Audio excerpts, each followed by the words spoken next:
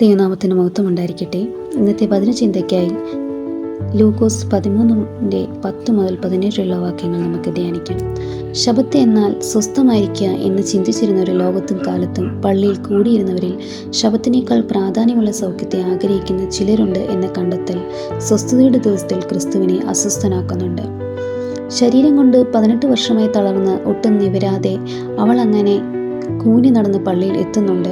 ഉപദേശിക്കുന്നവരെയും വചനം വായിക്കുന്നവരെയും ഒക്കെ കാണണമെന്ന് കരുതിയാൽ പോലും സാധ്യമല്ല. എന്നാൽ യേശു അവളോട് ഇടപെടുന്നത് നമ്മെ സ്വസ്ഥത എന്നതിന് പുതിയൊരു വായനയിലേക്ക് നയിക്കുന്നു. യേശു അവളെ തൊട്ടതിനു ശേഷം അവൾ ദൈവത്തെ മഹത്വപ്പെടുത്തുന്നതായി കാണുന്നു.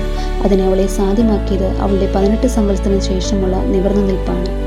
അതിന് കാരണം ക്രിസ്തുവിൻ്റെ അസ്വസ്ഥമാക്കപ്പെട്ട മനസ്സും. അങ്ങനെ സ്വസ്ഥതയ്ക്കായി മാറ്റിവെക്കുന്ന ദിവസത്തിന് പുതിയൊരു വായന ലഭിക്കുന്ന ആ പകൽ, ഈ നോമ്പിൻ്റെ നാളുകൾ നമ്മുടെ കാഴ്ചകളെയും വാക്കുകളെയും സ്പർശനങ്ങളെയും ഒന്നുകൂടി ജ്ഞാനസ്നാനം ചെയ്യിക്കാൻ നമ്മോട് ആഹ്വാനം ചെയ്യുന്നു.